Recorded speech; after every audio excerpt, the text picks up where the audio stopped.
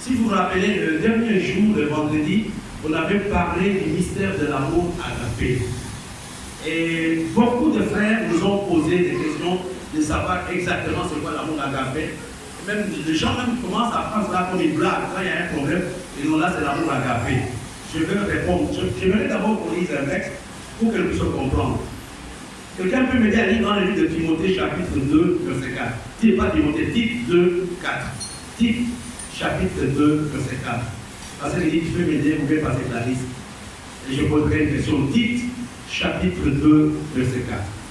Si l'amour dont parle la Bible n'était qu'un sentiment, comment on va apprendre à quelqu'un comment aimer son mari? On dit ici, il faut que les vieilles femmes, les femmes âgées qui ont une certaine expérience, apprennent aux enfants, plutôt apprennent aux jeunes femmes comment aimer leur mari et leurs enfants. Donc vous comprenez que l'amour dont parle la Bible va au-delà des émotions et des sentiments. Êtes-vous d'accord avec moi?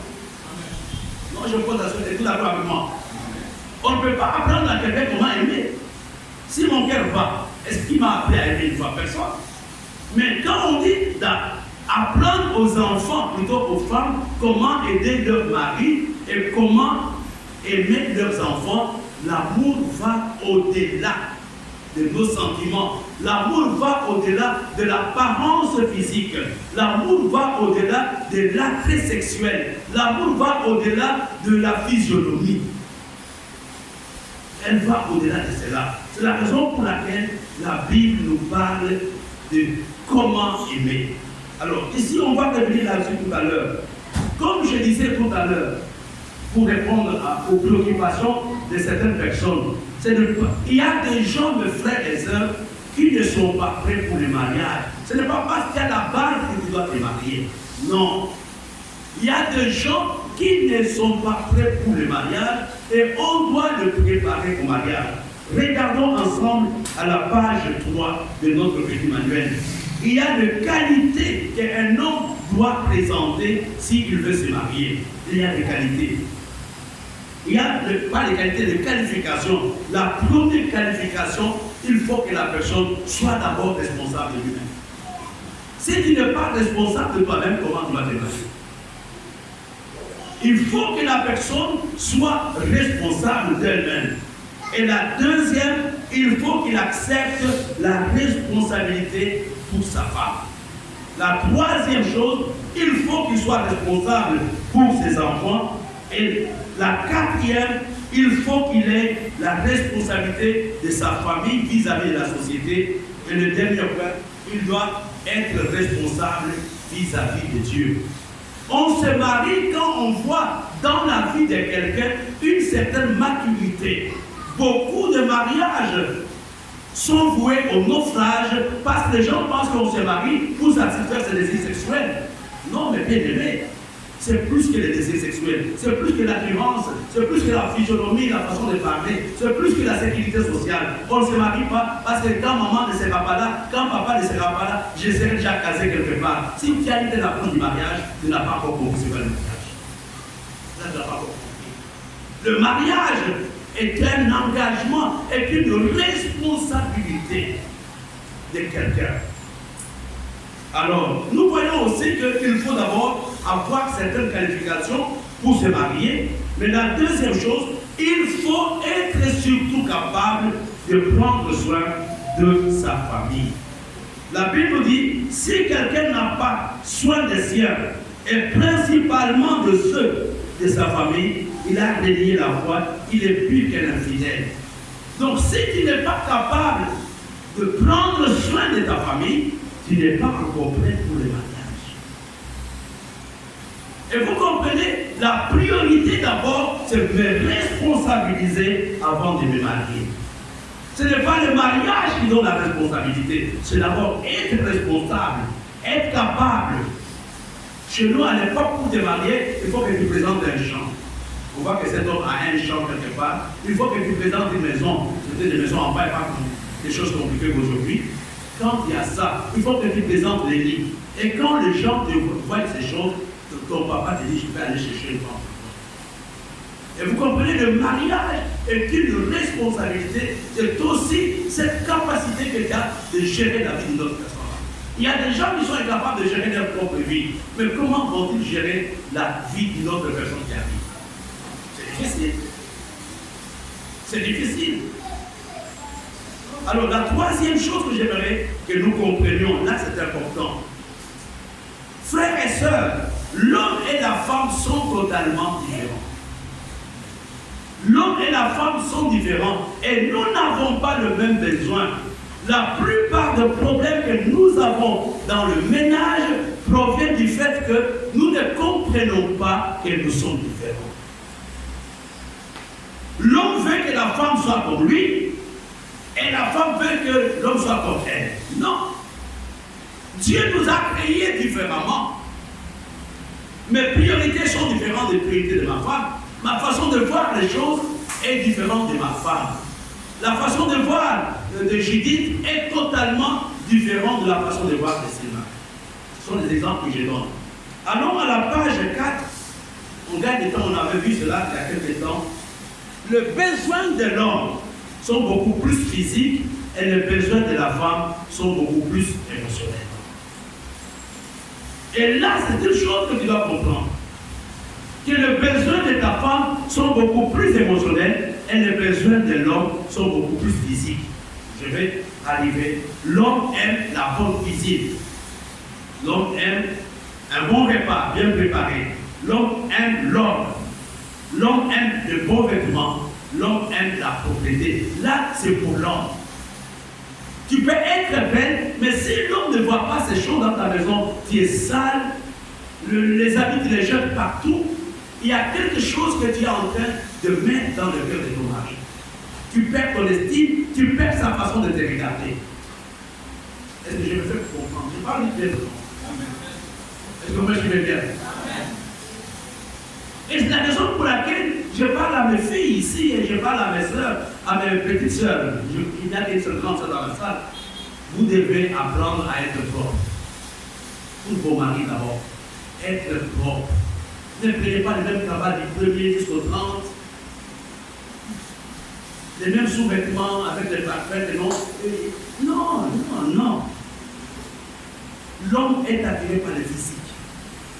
Une bonne cuisine, apprenez à être de bonnes ménagères, apprenez à faire de bonnes cuisines, achetez des livres pour faire.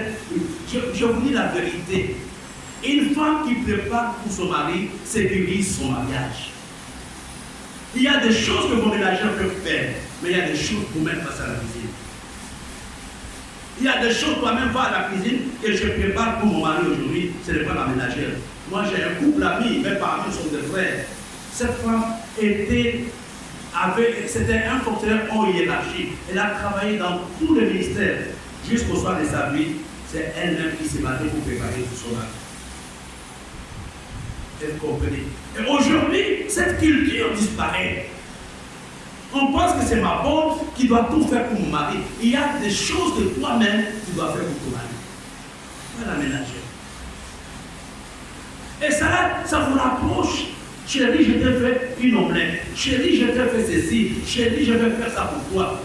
Même un dimanche, tu vas au marché rapidement pour envoyer des enfants acheter et fais-lui une bonne omelette. Parce que tu connais son goût et tu verras comment il va te regarder. Il va se sentir honoré. Il va se sentir respecté parce que toi-même tu es passé à la cuisine. Et je connais aussi des maris qui sont exigeants. Quand c'est la ménagère, ils ne mangent pas. La ménagère, c'est pour les enfants, pas pour moi. Moi, je t'ai posé pour que tu maries. Là aussi, c'est un cas extrême. Mais quels sont les besoins de la femme? Les besoins de la femme sont beaucoup plus émotionnels et physiques. L'homme, ses besoins sont de l'ordre physique, la propreté, la bonne nourriture, le lit qui est dressé, la femme bien dressée, la femme qui s'est mariée. Là, c'est pour l'homme. L'homme s'occupe de cela. Ne dis pas, voilà, qui me regarde. Non, je vais te dire, souvent je le dis en blaguant. La première personne que tu dois séduire, c'est ton mari. Tu t'appuies d'abord pour ton mari. Ce n'est pas pour l'église, ce n'est pas pour le voisin. C'est lui qui doit te dire si ta tenue que tu as mis lui plaît ou pas. Si ça ne plaît pas, change. C'est lui qui est le premier admirateur. Chérie, est-ce que tu as bien trouvé la coiffure ici que j'ai? Comment tu trouves ce parfum? Comment tu trouves cet habit? Si lui te dit que je n'aime pas ça, ne m'aime pas. Tu es en train de créer une source de tension dans la maison. Bon, quels sont les besoins fondamentaux de la femme? Les besoins fondamentaux de la femme sont d'abord d'ordre émotionnel. Ce n'est pas physique. C'est d'abord d'ordre émotionnel. Le premier besoin, la femme a besoin de se sentir en sécurité. Là, c'est le premier besoin de chaque femme. J'aime aujourd'hui les termes que les jeunes utilisent. Parce que tu connais les termes que les jeunes utilisent. Parce que ne le pas. Il y a un terme qu'ils utilisent. Il faut regarder la télé de temps en temps. D'accord, quel est le projet que nous avons? Ça, c'est le terme actuel. Avant, les gens draguaient les filles, il n'y avait pas de problème. Mais aujourd'hui, on te voit une ou deux fois, on te demande quel est le projet. Quel est le projet que nous avons? Oh non, il faut d'abord que j'aille en Allemagne. Alors, quand tu finiras en Allemagne, bien alors, pour le moment, arrêtons. Le premier besoin de la femme, c'est un besoin de sécurité. C'est de sécurité. Elle ne veut pas donner sa vie à un aventurier qui va la laisser en cours de route. Et si vous n'avez pas besoin de la sécurité, je vais vous dire que vous n'êtes pas une fille normale. C'est chaque femme qui veut être sécurisée. C'est chaque femme qui veut se sentir que je suis quelque part. Même s'il y a des problèmes, il va assumer. Ça, c'est le premier besoin de la femme. Et le deuxième besoin de la femme, frères et sœurs, ne dites pas j'aime à ma façon, mon papa a fait. Non, chaque femme aime sentir qu'elle est aimée. Chaque femme aime sentir qu'elle est aimée, qu'elle est admirée par son mari. Si aujourd'hui tu regardes ta femme avec mépris, tu boudes du matin au soir, qu'est-ce que tu attends d'elle? Toute la journée tu ne lui as pas parlé et le soir tu veux monter sur elle. Elle va te rejeter.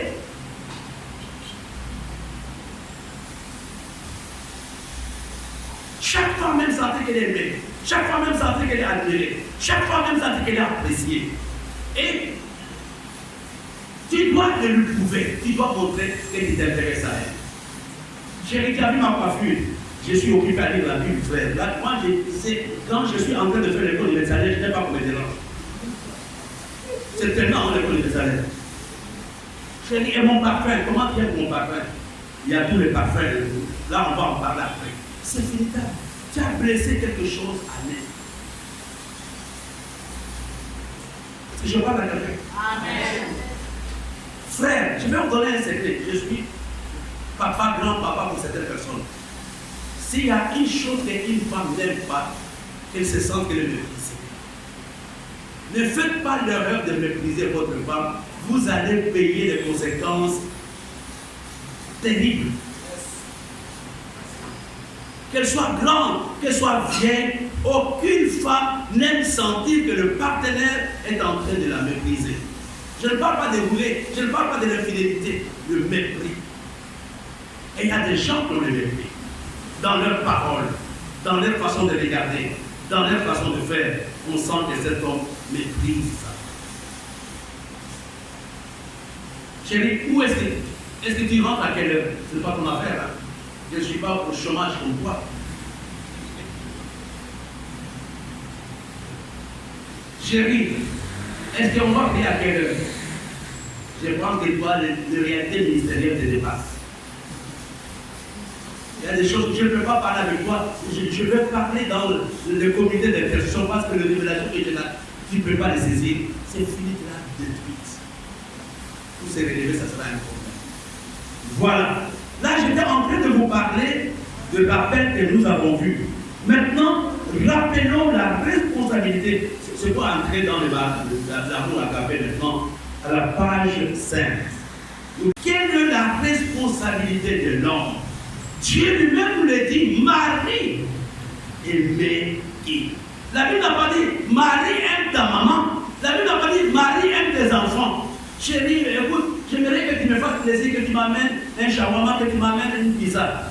Il a dit, je fais ça pour mes enfants, pas pour toi d'abord. Il n'est pas biblique. Les enfants, sur le plan échelle d'amour, les enfants viennent en deuxième lieu. Le premier qui a besoin d'être aimé, c'est ta femme. Ce n'est pas question, c'est d'abord ta femme. Bon, revenons ici. C'est quoi aimer? Alors, ici, c'est beaucoup plus explicite. C'est quoi aimer? On va voir 3 points. La Bible nous dit la première responsabilité de chaque femme, c'est aimer son mari. Ne dis pas nous sommes mariés. Tu peux être marié, mais tu n'aimes pas ton mari. Oh, nous nous sommes mariés, nous sommes... Non, frère, je connais des mariages où l'amour n'existe pas. Ce sont des formalités qui sont dans le mariage. Mais la première responsabilité de chaque femme, c'est de pouvoir aimer son mari. C'est quoi aimer? Aimer, c'est adopter une attitude d'acceptation inconditionnelle. Je t'accepte tel que tu es, avec tes défauts, avec tes qualités. C'est l'acceptation de l'autre sans condition, riche ou pauvre. L'acceptation n'a rien à faire avec les performances du mari. L'acceptation n'a rien à faire avec ton échelle de valeur. Tu l'acceptes tel qu'il est. C'est la raison pour laquelle, avant de vous marier, soyez sûr de vous aimer. Sinon, tôt ou tard, vous allez vous arrêter. Si vous êtes engagé à cause de la pression de la société, à cause de l'âge, à cause de tel ou tel conseil, tôt ou tard, un mariage dans lequel il n'y a pas d'amour est un mariage lourd. Est un mariage lourd à vivre. Et la personne s'épanouit quand il n'est pas dans la maison. Mais quand il est dans la maison, la personne est frustrée. Pourquoi? Parce que l'amour n'est pas là. C'est la raison pour laquelle l'apôtre Paul dit aux femmes, il faudra que vous puissiez apprendre aux femmes comment aimer. Le premier amour, le premier trait de cet amour, c'est l'acceptation. Donc ton mari n'est pas parfait. Tu ne l'aimes pas parce qu'il est parfait. Tu n'aimes pas certains dons de Dieu. Tu n'aimes pas certains choix que toi-même tu as fait. Donc évitez de choisir le mari ou les femmes de gens. Comme à l'époque, ta femme, je l'envoie dans le train.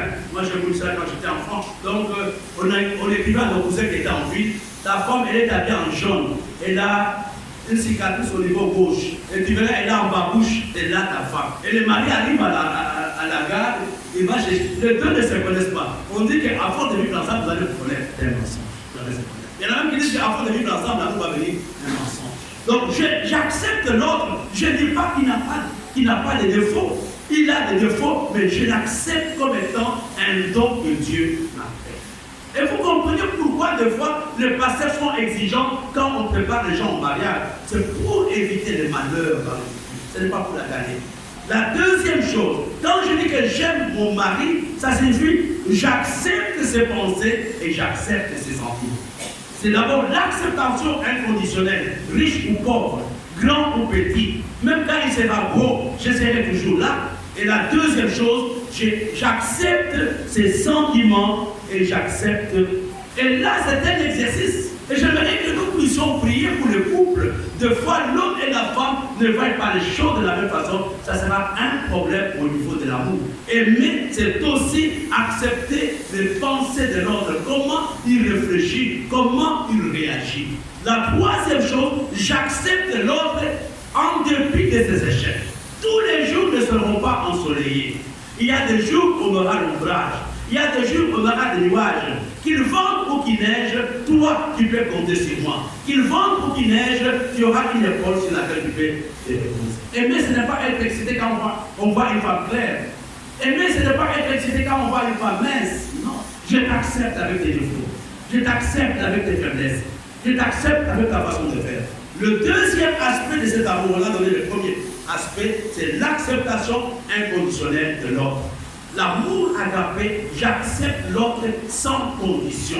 J'accepte tel que tu es, pauvre, riche, cultivateur, je t'accepte tel que tu es. Et la deuxième chose de cet amour agapé, c'est à la page 6, c'est aimer en étant prêt à se sacrifier.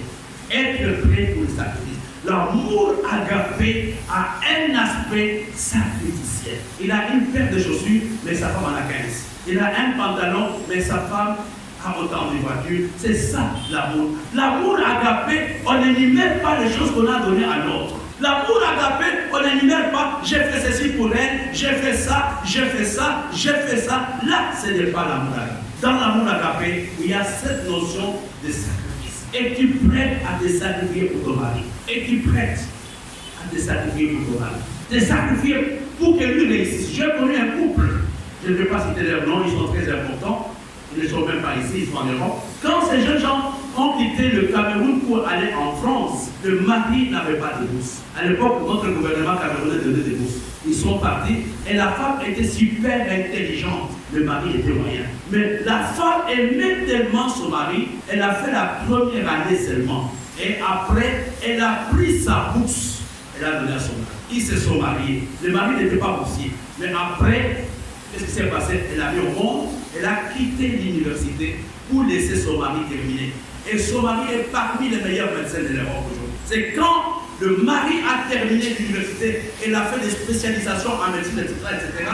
C'est à ce moment-là que la femme est rentrée pour l'université. Et quand ce couple, j'étais chez eux, m'expliquait, et j'ai compris encore des femmes hier. Dans l'amour, mes bien-aimés, s'il n'y a pas la notion de sacrifice, ce n'est plus l'amour, c'est autre chose. Ce n'est plus l'amour, c'est autre chose. C'est être prêt à consentir le sacrifice pour l'autre. Apporter toute votre attention à votre mari constitue une priorité majeure. Malheureusement, aujourd'hui, ces choses disparaissent dans nos maisons. Aujourd'hui, les femmes sont beaucoup plus occupées à s'occuper de leurs enfants, à s'occuper de leur famille, mais à s'occuper moins de leur mari qui les avait amenés dans cette aventure-là. Le premier qui doit jouir de ton attention, ce n'est pas ton église, ce n'est pas ton pasteur, ce ne sont pas tes enfants, c'est d'abord ton mari. C'est ton mari qui nécessite. Et la deuxième chose, être disponible pour son mari. Combien de fois le mari a besoin de toi? La reine Vassie a été disqualifiée parce qu'elle n'était pas disponible pour son mari. Quand son mari avait besoin d'elle, elle dit, moi aussi j'organise ma réception. Non chérie, ce week-end on a réunion au travail.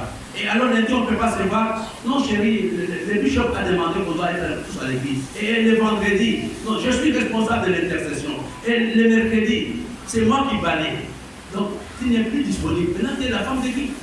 Non, n'oublie pas, je suis chef d'entreprise. Toi, tu ne connais pas. Toi, tu es au chômage. Moi, je suis PDG, tu sais. Toi, comme tu chômes là, tu ne peux pas comprendre. J'ai une réunion avec le conseil d'administration à 9 h. Après, je dois attendre le rapport du DRH. Donc, la personne n'a plus content. Et ces choses amènent la frustration dans la vie du mari. Ta prière, toi qui me suis, c'est de dire que Dieu, aide-moi à être disponible pour moi. Et non seulement être disponible, il y a un autre point, avoir une écoute attentive. S'il y a une chose, mes bien-aimés, que je n'aime pas, moi personnellement, et les femmes sont spécialistes avec ça. Elles n'écoutent pas les humains. Chérie, je vais t'expliquer quelque chose.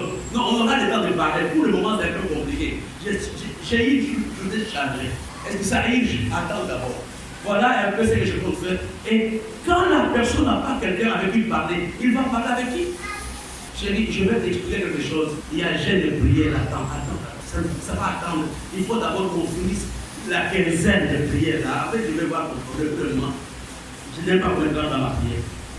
Et le troisième point, nous avons vu d'abord que l'amour, agapé, c'est l'amour, acceptation de l'autre sans condition. Et la deuxième chose, c'est être prêt à me sacrifier pour l'autre.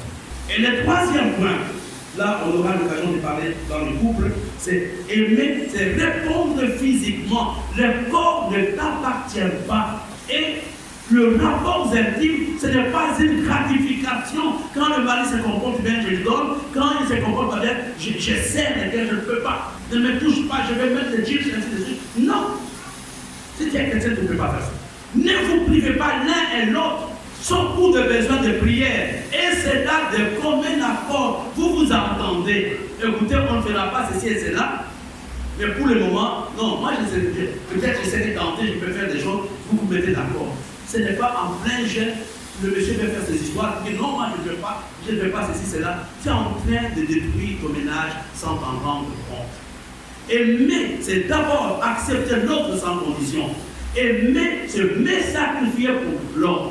Aimer, c'est me donner physiquement à l'autre. Me donner physiquement à l'autre. Et comment ça va se passer? Un jour, on aura la réunion de couple. La première responsabilité de la femme, c'est aimer son mari. Et la deuxième responsabilité, je termine par là, la deuxième responsabilité de la femme, c'est soutenir son mari. Soutenir son mari. Si tu peux trouver un petit job pour que ton mari se repose un peu, fais-le. Ne dis pas c'est ton travail. Moi, je suis à la maison, je ne bouge pas. Il y a des dons, il y a des qualités, il y a des choses que tu peux faire pour que vous soyez capable de vous en sortir. Soutenir son mari en lui apportant votre soutien. Regardez ce que la Bible nous dit, Proverbe. Est-ce qu'on peut lire ensemble à la page 7? Qui peut trouver une femme? Le cœur de son mari a confiance en elle. Et les produits ne lui feront pas défaut. Elle lui fait du bien et non du mal tous les jours de sa vie. Pose-toi la question, si tu fais du bien à ton mari, tu fais du mal. Vous savez, quand j'étais enfant, il y a des gens de ma génération, on voyait des femmes qui pleuraient quand les gens ne marchent pas. Aujourd'hui, les femmes ne pleurent. Et tu t'es arrêté que ton attitude, ton comportement là, est en train de détruire quelqu'un, est en train de préparer quelqu'un pour la tombe. Et tu t'es déjà posé cette question. Soutenir son mari, c'est lui apporter son soutien, le compléter. Le mari, tu ne dois pas être en compétition avec ton mari, tu dois le compléter. Tu ne dois pas être en compétition avec lui. Parce que lui, il est rentré le matin à 8 h. Moi aussi, je vais inviter mes amis. Vatsi était entré en compétition avec le roi. Elle avait été disqualifiée. Le mariage n'est pas un champ de compétition. C'est un champ dans lequel les gens se complètent. Chérie, tu as combien? Tu touches combien? Je touche 1 million. C'est moi, je vais envoyer la moitié vraiment à mon petit frère qui est en France pour l'aider. Je dis, ok chérie. Et le mois prochain, c'est maintenant la femme dit, chérie, tu touches combien? 1 million. J'ai envoyé tout l'argent à mes cousines pour se débrouiller. Parce qu'elles ont des problèmes, mais elles ne sont pas mariées. J'ai tout envoyé. On va se débrouiller avec des 200 000. Et vous êtes en compétition. Chérie, cette semaine, je vais recevoir mes collègues. Il faut manger à la maison. Il n'y a pas de problème. Le mois prochain, j'invite tous les anciens du Saint-Esprit. On va manger chez nous là. Et les mariages font naufrage aujourd'hui sans nous en rendre compte. Souvent, la compétition là n'a pas de nom. Et vous ne réalisez même pas que vous êtes en train de vous battre d'une façon inconsciente. L'homme et la femme, c'est complète. Quand ils sont en compétition, ça devient une mauvaise équipe. Et n'oublions pas que votre soutien encouragera votre mari à être responsable. Je vais vous donner un témoignage. Le monsieur était gros et élancé. Le monsieur était gros et élancé. Sa femme, elle est mannequin. Elle vient de fêter, je crois, ses 60 ans il n'y a pas longtemps. Sa femme était mince, elle a fêté ses 60 ans il y a quelques jours. Le monsieur était gros et lancé. Il était complexé à cause de sa taille. Il était complexé à cause de sa taille. Et le témoignage que je vous donne n'a pas été donné en secret, c'était publiquement pendant les cultes. Et la femme, Dieu lui inspire que Dieu le soutient de cet homme. L'homme avait même honte de prêcher à cause de sa taille. Quand il se regardait, il se sentait laid. Et la femme, chaque jour, lui balançait des paroles. Vraiment, Dieu m'a fait la grâce d'avoir un mari comme toi. Combien de fois peuvent avoir des géants comme toi? Et au fur et à mesure que la femme encensait son mari, qu'est-ce qui s'était passé? L'homme a commencé à prendre confiance en lui-même. Et vers la fin, Dieu a délivré ces grands serviteurs de Dieu qui est aujourd'hui Bishop. Je n'ai pas connu Bishop, mais aujourd'hui il est Bishop grâce à l'encouragement de sa femme. Mes chères mamans, mes chères filles, vous pouvez facilement détruire votre mari tout comme vous pouvez le fabriquer. Il y a très peu de femmes qui encouragent leur mari. Chérie, comment tu as vu ma prédication? Est-ce que nous sommes à l'église? Nous sommes vraiment à l'église. Chérie, comment tu vas ma chérie? Est-ce que je suis bien habillée? Moi, je n'ai jamais fait le défilé de mode. Il faut demander aux gens de mode. Moi, je n'ai jamais fait ça. Et tu vois, c'est une parole. Même le mari peut venir dans la joie. Chérie, un petit bisou. Chérie, on fait ceci, cela. Mais la réaction amène certains messieurs à se réfracter. Et vers la fin, c'est la crise cardiaque. Parce que la femme est la validée. Je vais vous dire la vérité. Il y a certaines personnes qui meurent à cause de l'attitude de leur femme. La femme doit être le soutien. Dans les bons et les mauvais jours. Et vous savez soutenir, bibliquement parlant, je vous dis bibliquement parlant, soutenir signifie être soumise à son mari. Bibliquement parlant, quand on dit soutenir, ça signifie être soumise à son mari. Je vous épargne la lecture de ce quoi. La femme n'est pas inférieure. La soumission ne signifie pas qu'elle est inférieure. La soumission ne signifie pas que tu vas perdre ton identité. La soumission ne signifie pas obéir aveuglément. La soumission ne signifie pas être exploité. Tu ne peux pas te soumettre à ton mari quand il te demande des choses qui vont à l'encontre du savoir-vivre ou de la Bible. Là, tu peux dire, je ne peux pas faire ça. Je ne peux pas que quelqu'un à l'église parce que moi j'ai envie de te regarder, dit chérie, les saluts individuels. Là, je peux partir. Là, ce n'est pas la solution. Mais à la page 8, j'explique c'est quoi la solution. On va les lire ensemble, on termine par là. La solution, ça va. Allons-y, une fois et deux. Lisons le point B. Non, B. Allons-y. À diriger en lui montrant votre disposition à suivre sa direction. Reprenons.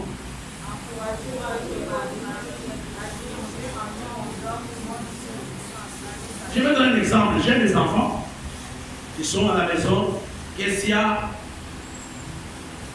Roula, Mercier. J'ai dit aux enfants, écoutez, à 20h, que personne ne vous regarde la télé. Prenez votre Bible et priez. Ma femme suit tout ça. À 20h, elle est la première à allumer la télé. J'entre, je demande Kessia, qui a allumé la télé? Je dis, c'est maman. Donc, vous ne suivez pas l'organisation que votre mari a mis en place. Et ça, ce n'est pas la solution. L'amour et la solution marchent ensemble. Chaque vendredi, mes enfants doivent aller à la prière tous. Oui, papa. Pourquoi vous n'êtes pas venu? Maman nous a envoyé vendre venir au marché. Vous ne pouvez pas dire que vous aimez si vous n'êtes pas soumise. L'amour et la soumission marchent ensemble. Là où il y a l'amour, il y a la soumission. Quand il y a un problème de te soumettre, sache que tu n'aimes plus. Et prie que Dieu restaure ton amour. Chérie, je pars, je te laisse au moins 2 pantalons, tu vas les repasser, je te laisse la quittance, tu vas faire ceci, cela, je m'en vais. Et je reviens le soir fatigué, je mets la voiture dans les garages, je trouve les habits là où je les ai laissés et je trouve l'argent de la sonnette à la même place. Chérie, tu n'as pas payé, tu n'as pas envoyé le domestique. J'ai oublié, j'avais autre priorité. Ça va attendre, on va voir ça après. Je n'ai pas soumise. Vous ne pouvez pas dire que vous aimez. L'amour, ce n'est pas l'ennemi. L'ennemi est une conséquence de l'amour. Ce n'est pas l'ennemi qui fait l'amour. Regardons le point C, disons, on va terminer, une fois et deux. Répondre à quoi? À la direction de votre mari en encourageant son initiative. Il a pris l'initiative, encourage-le. Chérie, on va faire des économies, on ne va pas dépenser plus de 1000 francs par jour. Mais dis non, moi je ne vais pas faire ça. C'est ça la solution. N'oublions pas, votre mari a besoin de votre soutien dans son travail. Il a besoin de votre soutien face à sa famille. Il a besoin de votre soutien face aux autres. La première responsabilité de chaque femme, c'est aimer son mari. La deuxième responsabilité de chaque femme, c'est soutenir son mari. Et la troisième, nous terminons par là, la troisième responsabilité de chaque femme, c'est respecter son mari. Disons ensemble, respecter le mari. Ensemble. Et là, ça manque dans beaucoup de familles. Le mari sont pris comme des laquais. Le mari n'a aucune valeur au nom de l'amour. C'est faux. Le véritable amour respecte l'autre. Le véritable amour respecte l'autre. J'ai regardé, respecter signifie élever volontairement quelqu'un, lui donner une considération et un traitement spécial. Moi, je me rappelle, quand j'allais dans des réceptions, j'allais donc dans des réceptions avec mes parents, je partais avant avec ma mère, mais ma mère se battait pour garder quelque chose pour mon papa.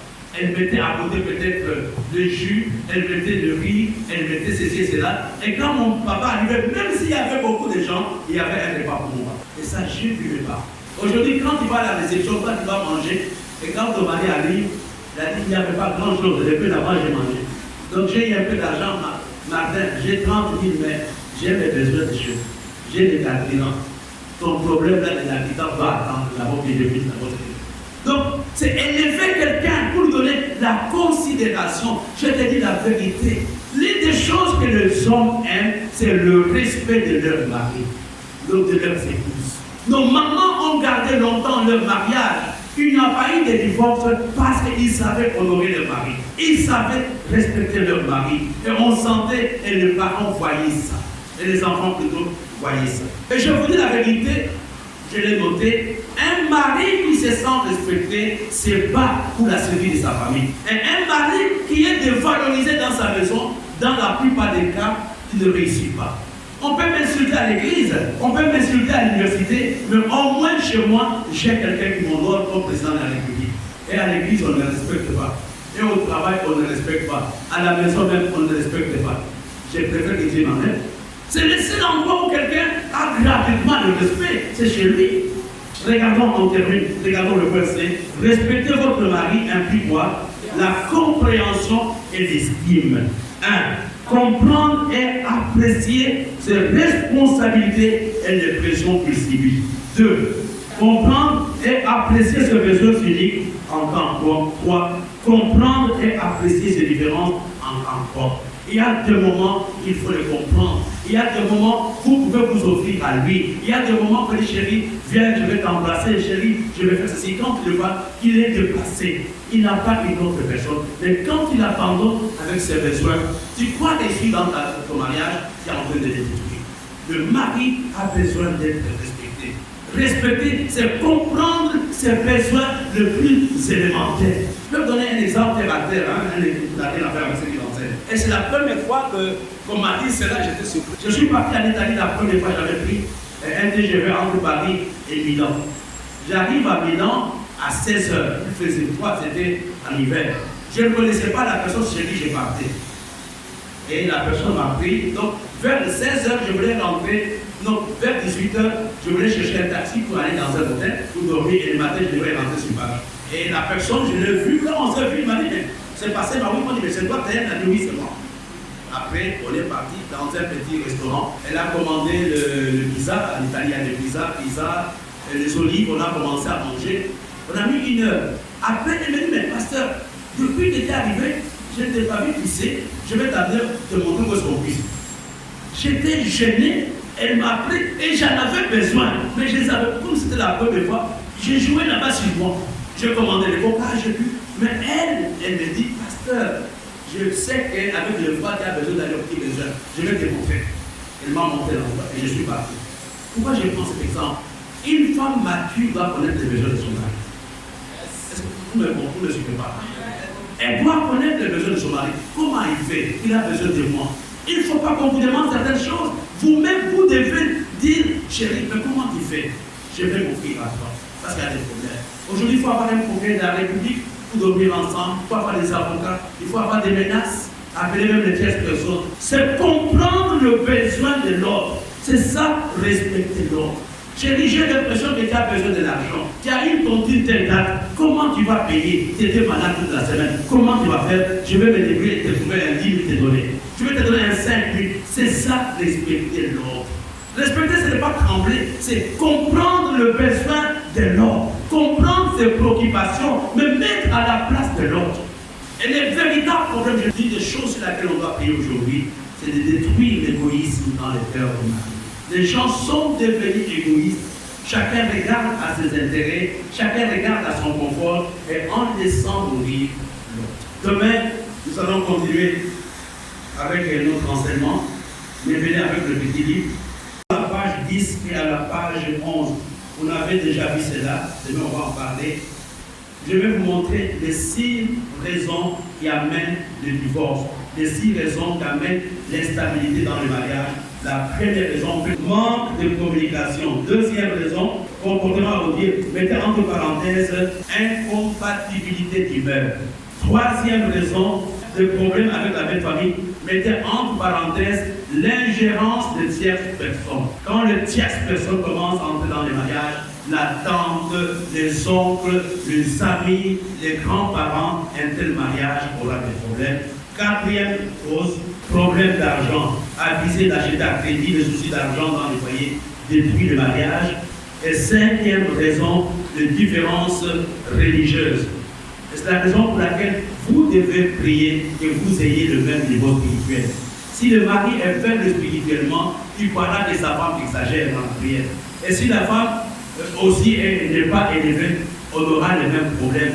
C'est la raison pour laquelle nous devons prier pour la maturité spirituelle des couples. Et de que la sexualité, les problèmes sexuels, toutes ces 6 raisons amènent l'instabilité dans le mariage. Classe, c'est la 4e session depuis que nous avons commencé l'école de la famille. Je sais que nous pourrons avec le temps, c'est un enseignement important. J'aimerais que nous puissions prier chacun. Il y a des choses que Dieu t'a dit. Il y a des choses, ce n'est pas un message de condamnation, c'est un message, c'est une mise à jour, c'est un réajustement. Comprendre c'est quoi le mariage selon le plan de Dieu. Je voudrais que tu aies cette vision de dire à Dieu, sauve mon mariage.